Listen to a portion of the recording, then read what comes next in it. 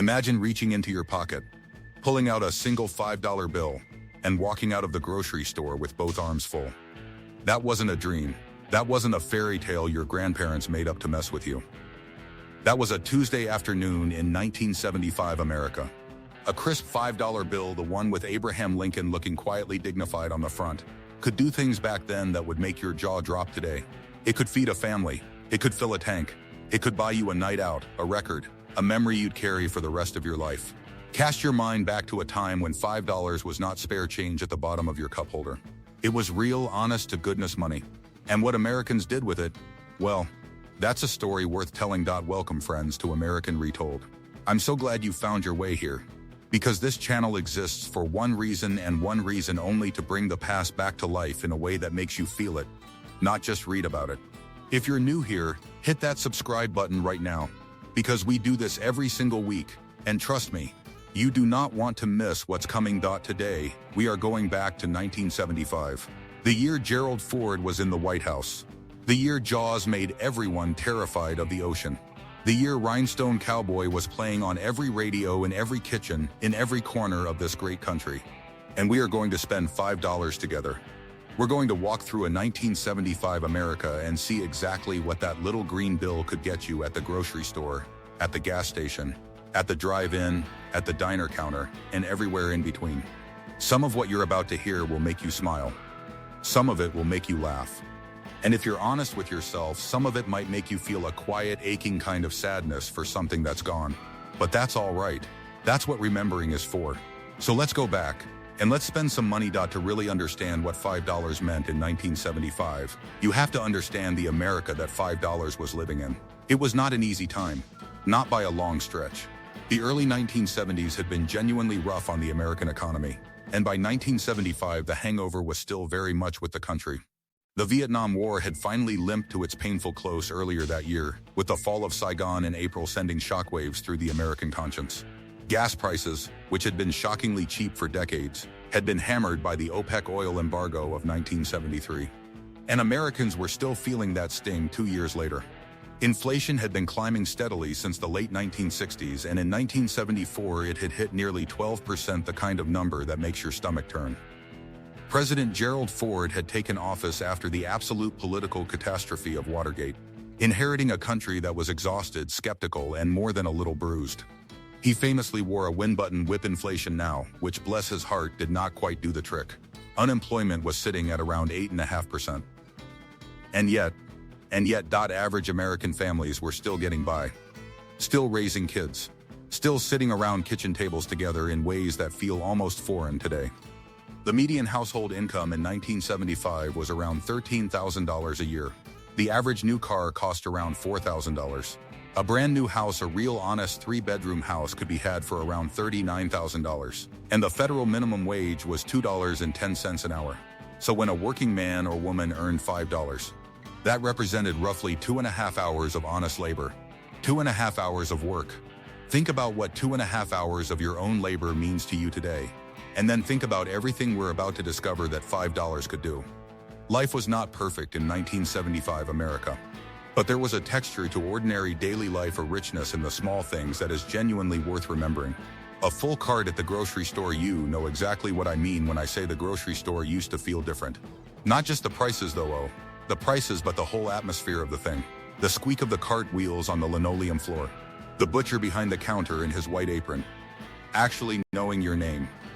In 1975, a loaf of Wonder Bread would set you back around 36 cents. A dozen eggs, large, grade A, the kind your grandmother would inspect one by one before she'd accept them, cost about 77 cents. A pound of ground beef was about 89 cents. A can of Campbell's tomato soup, the one Andy Warhol had already made famous, was about 15 cents. A pound of coffee, and Americans were absolutely devoted to their coffee, was around 90 cents. So you take your $5 bill into a 1975 A&P or Kroger or Piggly Wiggly, and you could walk out with bread, eggs, meat, soup, coffee, a bottle of milk, a bag of apples, and still have change jingling in your pocket. Real, actual change. A mother of 3 could plan a week's worth of dinners around $5 if she was careful. And most of them were. These were women and men who had grown up watching their own parents stretch a Depression-era dollar until it nearly tore. Waste was not something that happened in a 1975 American kitchen. Not if you could help it. $5 at the grocery store in 1975 wasn't just a transaction. It was how a family kept going. Filling up the tank if the grocery store was one kind of freedom, the gas station was another. Cast your mind back to the smell of gasoline and oil and summer heat rising off the asphalt, and a kid in a uniform actually coming out to pump your gas for you. That was just how it worked in most states. You pulled in, a young man in a cap appeared at your window, and your tank was filled while you sat there like American royalty. In 1975, the average price of a gallon of regular gasoline in the United States was 57 cents. 57 cents. Your $5 then could put nearly 9 gallons of gasoline into your tank. 9 gallons. If you were driving a 1975 Ford LTD, the great chrome-laden land barge that half of suburban America seemed to be piloting at the time, that might get you somewhere between 70 and 100 miles. Not spectacular by modern standards, admittedly, but those cars weren't built for economy. They were built to make you feel like you owned the road, and they absolutely did. And here's the thing that seems almost surreal from where we're standing now.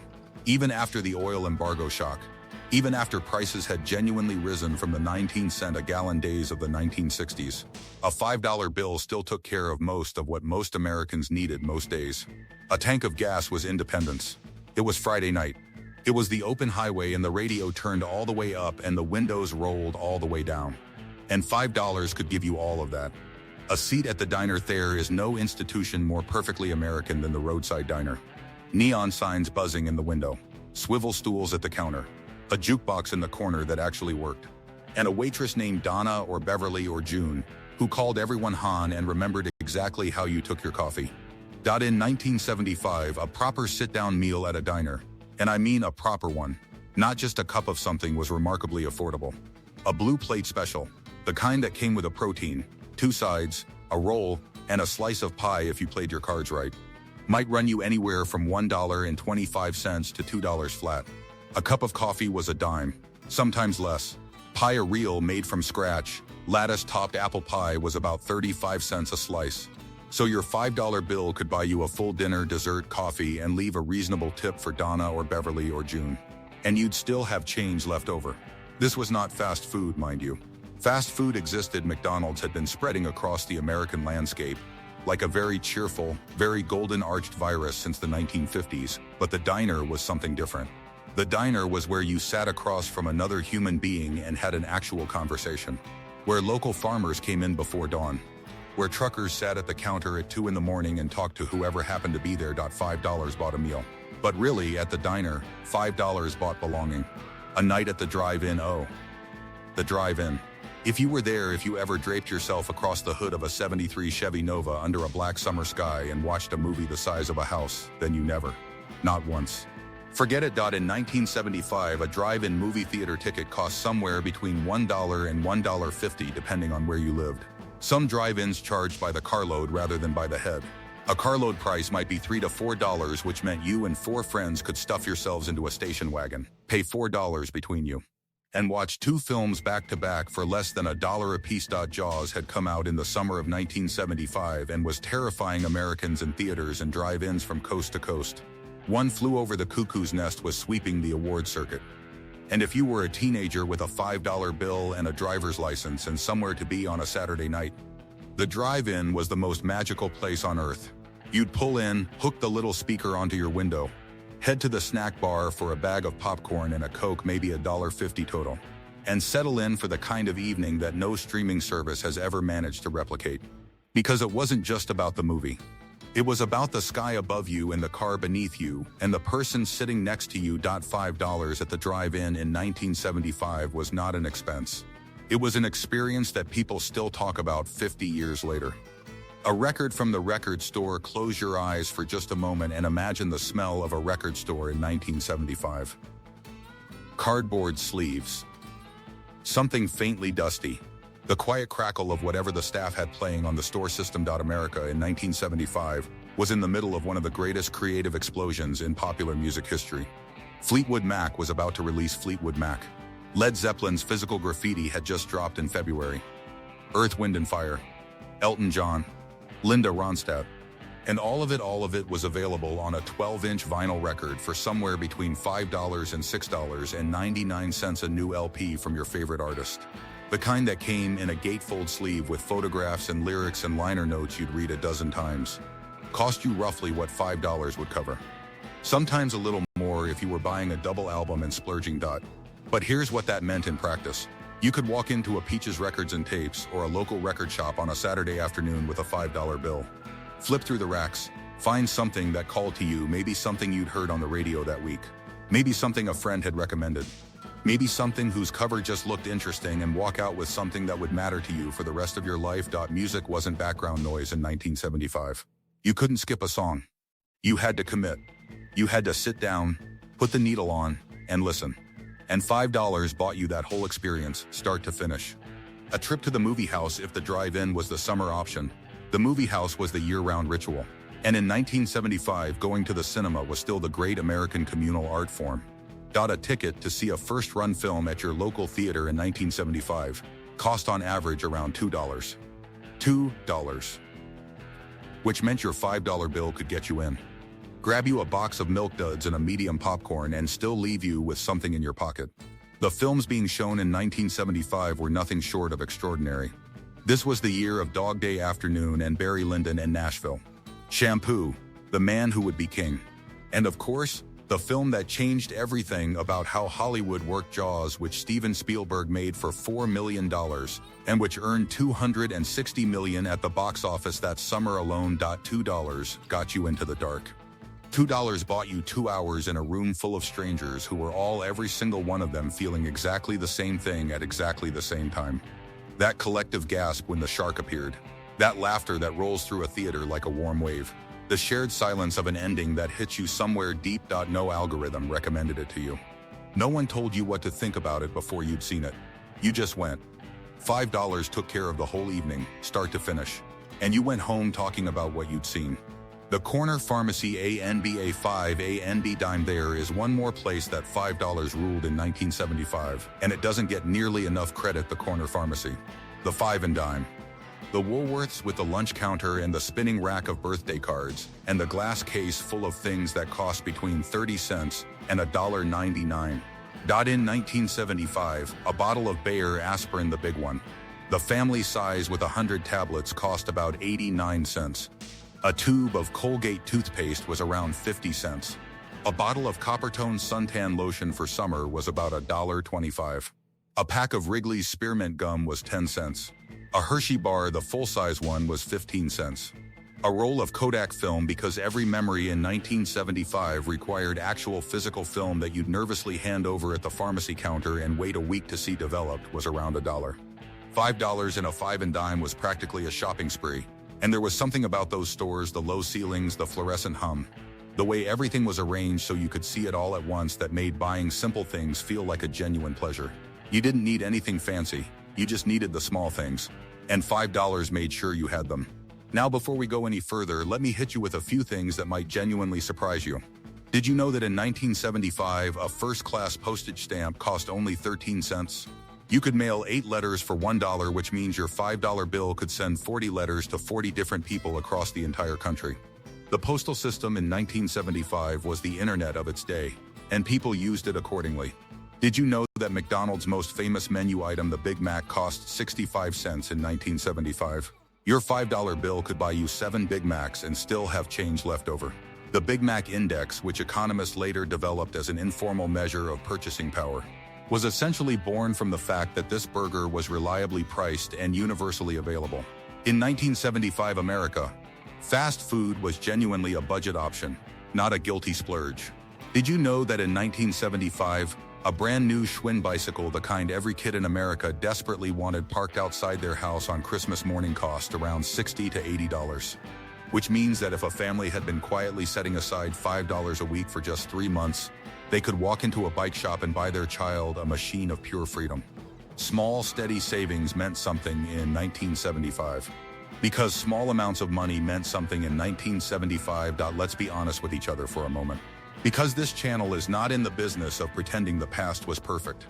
In 1975, a gallon of milk cost about 83 cents. Today, depending on where you live, you're likely paying close to $4 for that same gallon. A loaf of bread in 1975 was 36 cents. Today, it's closer to $4 or $5 for anything that doesn't taste like soft cardboard. That movie ticket that cost $2 in 1975? Adjusted for inflation, two $1975 equals roughly $11 in today's money, but the average American movie ticket today costs closer to $15. Meaning even accounting for inflation, we're paying more. The minimum wage in 1975 was $2.10 an hour. In today's dollars, adjusted for inflation, that's about $12 an hour. The current federal minimum wage is $7.25 an hour, which is in real terms lower than it was in 1975. These are simply the facts. They're not political. They're just the numbers.